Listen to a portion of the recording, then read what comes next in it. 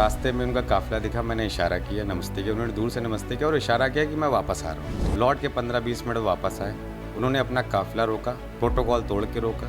और चाय वो चीज़ है जो लोगों को आपस में जोड़ने का काम करती है। भले ही चाय वाले ने देश को बांट रखा है, मगर चाय ऐसी चीज़ है जो लोगों को जोड़ती है और भाईचारे को जोड़ती है। जैसे फिर हम लोग ने 24 हराया, वैसे ही हम 27 हराएंगे और उनको फिर हम 20-25 साल इनको पीछे भेज देंगे। ये धर्म और बांटने की राजनीति करते रहें। रही बात बुलडोज़र की, तो अखिलेश जी ने उस चीज़ को कह दिया है कि बुलडोज़र रहेगा, ड्राइवर बदल जाएगा। नहीं मतलब मैं भी शॉक में हूँ कि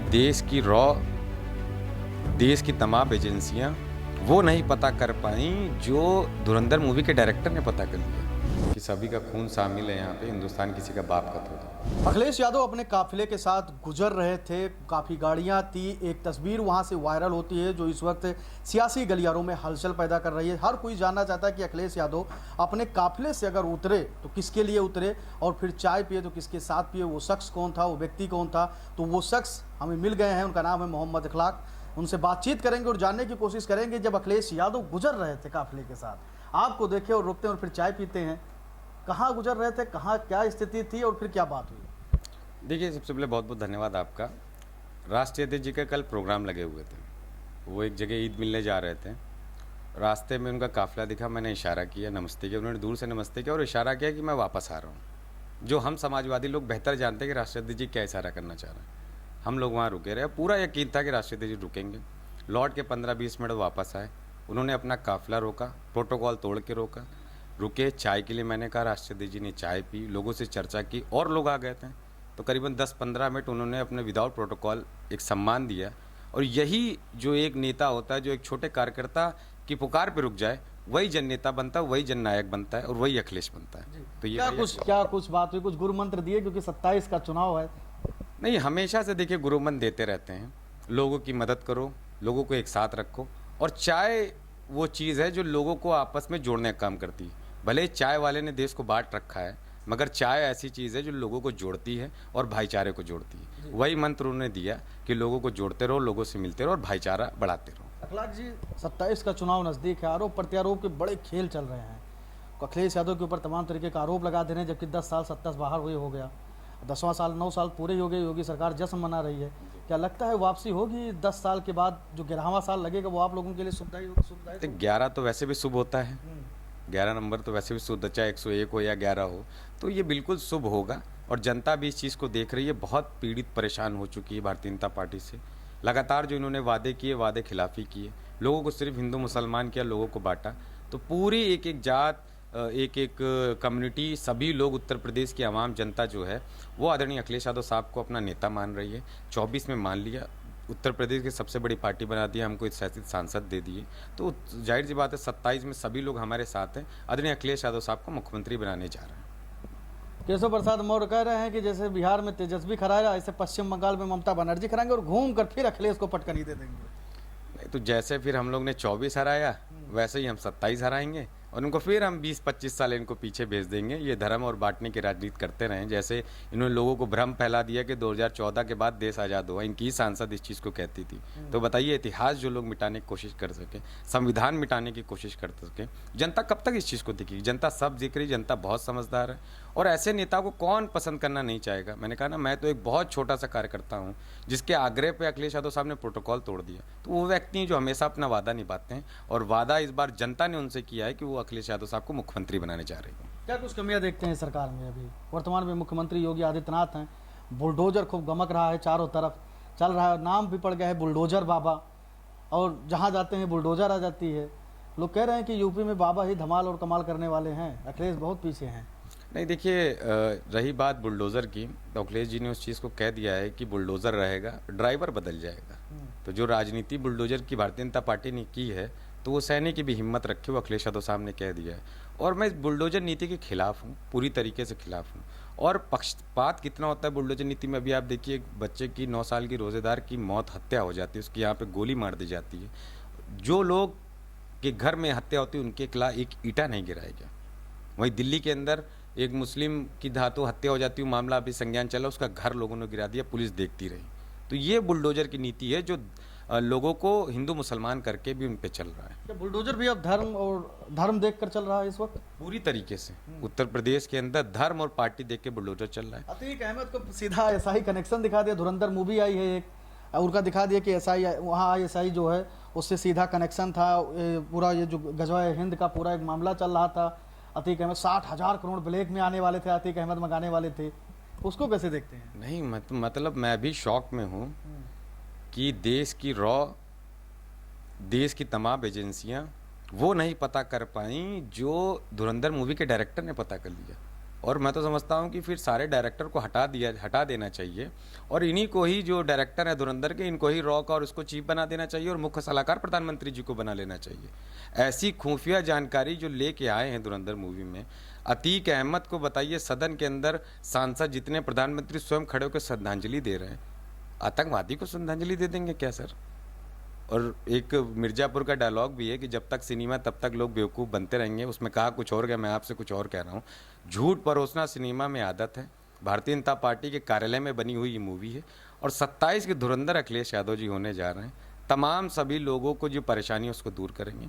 और बात आपने भी जो बुलडोजर पे करी थी, उस पर एक लाइन और जोड़ना चाहूँ। मोहित खान जी के ऊपर जब बुलडोजर घर पर चला था, उनको बलात्कारी बता दिया गया था। आज देखिए वो निर्दोष है, मगर क्या हुआ, उनकी दुकान गिरा दी, उनका घर गिरा दिया गया। तो ये बुलडोजर बिल्कुल धर्म और पार्टी देख के चलता है। जिस तरीके से अतीक अहमद को उसमें दिखाया गया है, जो कि उनका करेक्टर बना दिया गया है जनता की नज़रों में, लोग उसी तरीके से अब देख रहे हैं और तौल रहे हैं अतीक अहमद। क्या मुसलमानों को धक्का लगा इस तरीके से? नहीं, देखिए मुसलमानों को कोई धक्का नहीं लगा है। सब जान रहे हैं कि झूठ दिखाना है और जो अपराधी है तो वो अपराध किया है, तो मुसलमान उससे कोई हमदर्दी नहीं रखता है। इस देश और प्रदेश में अगर जिसने अपराध किया उसको कानूनी सज़ा मिलनी चाहिए। लेकिन इस तरीके से कनेक्शन दिखाना कि उसको सीधा आतंकवादी घोषित करा देना, देखिए इस तरह कनेक्शन अगर किसी के साथ भी दिखा देते तो तकलीफ होती। किसी की छवि को आप इस तरीके से ख़राब कर देना, चाहे वो अतीक हो या कोई और व्यक्ति हो, चाहे हिंदू हो या मुसलमान हो, अपनी दुकान चलाने के लिए। मुझे लगता है, मैंने क्यों कहा है कि ये मूवी भारतीय जनता पार्टी कार्यालय में चली है, क्योंकि वो सरकार चला रहे हिंदू मुसलमान से, तो उन्होंने कहा तो मूवी हम चला लेंगे। नोटबंदी को भी जस्टिफाई कर दिया गया है पूरी तरीके से कि वो 60,000 करोड़ जो है यूपी चुनाव में आए। वो किस पार्टी के चुनाव जिताने की बात हो रही थी कि अगर कहीं अतीक अहमद किस पार्टी को जिताना चाहते थे चुनाव? अब कहना वही मैं बता रहा हूँ कि जिस तरीके से नोटबंदी सफल बताया गया, 97 पॉइंट समथिंग रुपए वापस आ गया। कहीं कहीं तो ये है कि 99.8% वापस आ गया। जो 2% पैसा बचा था, मनोज तिवारी जी तो कह रहे थे कि उससे भी कमर तोड़ देगी। और देखिए नोटबंदी के बाद तमाम हमले हुए, पुलवामा हुआ, पहलगाम हुआ, तमाम हमले ऐसे हुए हैं जो नोटबंदी के बाद हुए। तो इसकी जिम्मेदारी क्या प्रधानमंत्री जी लेंगे या भारतीय जनता पार्टी लेगी? किसी एक व्यक्ति ने भारतीय जनता पार्टी को इस्तीफा नहीं दिया, बल्कि जब एनडीए की कांग्रेस की सरकार थी, तमाम लोग साथ थे, तो जैसे ही मुंबई ब्लास्ट हुआ था, गृह मंत्री, मुख्यमंत्री सभी लोग ने इस्तीफा दिया था। तो ये वो भारतीय जनता पार्टी जो अपनी गलतियों पे छुपाती रहती है, और ये वो प्रधानमंत्री या वो भारतीय जनता पार्टी जो सैनिकों के नाम पे वोट मांगते हैं, शहीदों के नाम पे वोट मांगते हैं। ये इनका राजनीति करने का तरीका है। तो जनता भी इस चीज़ को देख रही है। खामनेई की मौत को लेकर भी तमाम तरीके का यहाँ पे जब लोग शोक मना रहे थे, उस पर भी एक एसपी साहब हैं, कहे कि इन लोगों को पता नहीं क्या पीड़ा है कि खामनेई का मौत वहाँ हुआ, यहाँ ये सब पीड़ा मातम मचा रहे हैं, हम बर्दाश्त नहीं करेंगे। असदुद्दीन ओवैसी ने कहा है कि उनके बाप का घर नहीं है जो ये एसपी इस तरीके से बात कर रहे हैं, हम लोग मनाएंगे। हम लोगों के ऊपर निर्भर करता है कि किसका हमें शोक मनाना है, किसका नहीं। नहीं, बिल्कुल। देखिए इस पर राहत इंदौरी साहब ने कहा भी था कि सभी का खून शामिल है यहाँ पे, हिंदुस्तान किसी का बाप का थोड़ी। और संविधान हमें ये हक देता है कि हमें धर्म को और अपनी चीज़ों को मनाने का हक। खामनेई साहब की हत्या की बहुत तकलीफ़ लोगों को हुई, हम सबको हुई। जब ये इजराइल को फादरलैंड घोषित करके आते तब भी हमें तकलीफ़ हुई थी। और क्यों सबसे ज़्यादा यूपी में चर्चा गौ माता की होती है? ईरान ऐसा देश है जहाँ पे गौ माता का या बीफ का जो गोश्त है वो नहीं खाया जाता है। इजराइल ऐसा देश है जिसके हज दस्तरखान खान पे जो मौलाना साहब ने कहा है कि गौ का और ये बीफ का गोश्त मिलता है, तो ये उसको फादरलैंड घोषित कराएं। क्यों? क्योंकि मुसलमान की दुश्मनी की वजह से, मुसलमान की नफरत की वजह से इजराइल हमारा फादरलैंड कब से हो गया? ईरान वो ऐसा देश है 2019 तक हमें डीजल पेट्रोल देता था, 60% क्रेडिट पे देता था। ईरान से हम बहुत फ़ायदा था और जो पैसा था उससे हम इंडिया से सामान लेता था। तो खामनेई साहब रहनुमा थे, लीडर थे, तमाम शिया समुदाय या मुस्लिम समुदाय सभी लोग उनका सम्मान करते थे। मुसलमान का विरोध करते करते ये लोग भूल जाते हैं कि वो किसी ऐसे व्यक्ति का विरोध कर रहे हैं जो अपने देश की लड़ाई में शहीद हो गए। क्या भारतीय जनता पार्टी में किसी के जिगरा है इतना? ये तो वॉर रुकवाते थे। खामनेई साहब तो लड़के शहीद हुए हैं। तो ये लोग ऐसी राजनीति करते रहेंगे बांटने की। सभी लोग इस चीज़ को समझ चुके हैं और वो लोग भी समझ गए जो भारतीय जनता पार्टी को वोट देते थे। संजय निषाद कल रोने लगे मंच पर भरकर, उसको कैसे देखते हैं? नहीं, बहुत भावुक पल था। जो उत्तर प्रदेश के हालात चल रहे हैं वो पीड़ा उन्होंने बयान करने का जिक्र किया अपने आंसुओं से। आज कल पीड़ा व्यक्त कर रहे थे, मंच पे रो रहे थे, आज मस्जिद गिराने के लिए धरने बैठे हैं इलाहाबाद में। ये अल्टीमेटम भाजपा कार्यालय से चला गया होगा उनके पास। जैसे बीच में अभी हमारे पीर के चच्चा हैं, वो भी बहुत उछल जुछल करते थे, मगर आज वो किसी पे बात नहीं कर रहे हैं कि मंत्री बन गए हैं।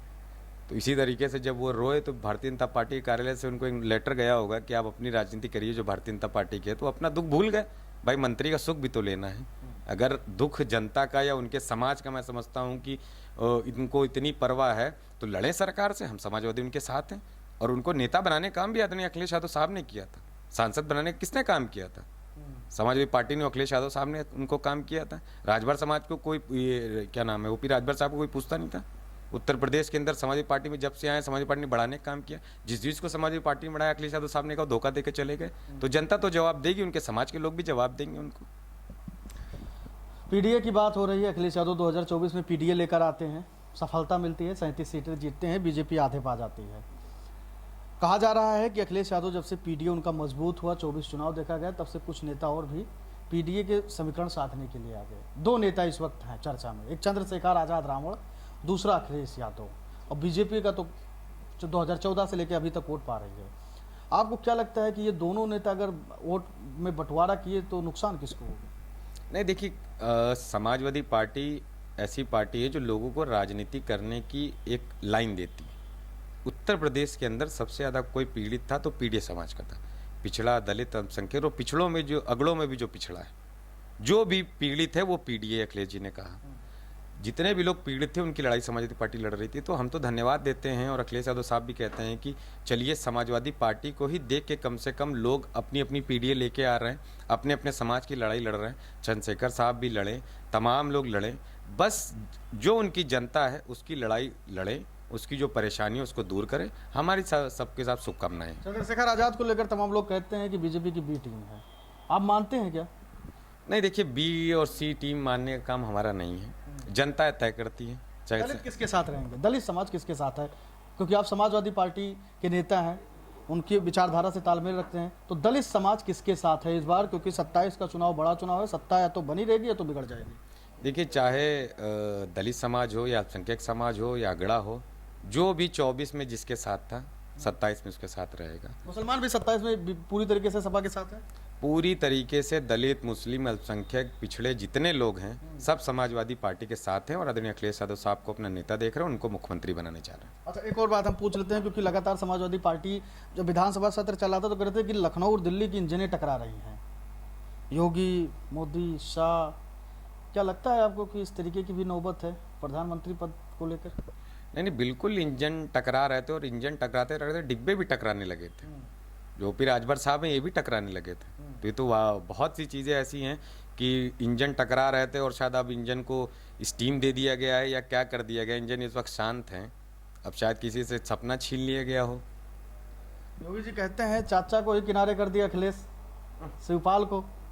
क्या इस बार सब सही रहेगा या फिर से इधर उधर की कुछ होगी? नहीं, देखिए, चाचा का सम्मान आदरणीय अखिलेश यादव साहब हमेशा करते आए हैं और हमेशा करते रहेंगे। वो चाचा हैं और पार्टी के भी चाचा हैं। ऐसा नहीं है, नेताजी के बाद उनका मार्गदर्शन मिलता है, पार्टी को मिलता आया है। वो उनका काम है लड़ाई लगवाना।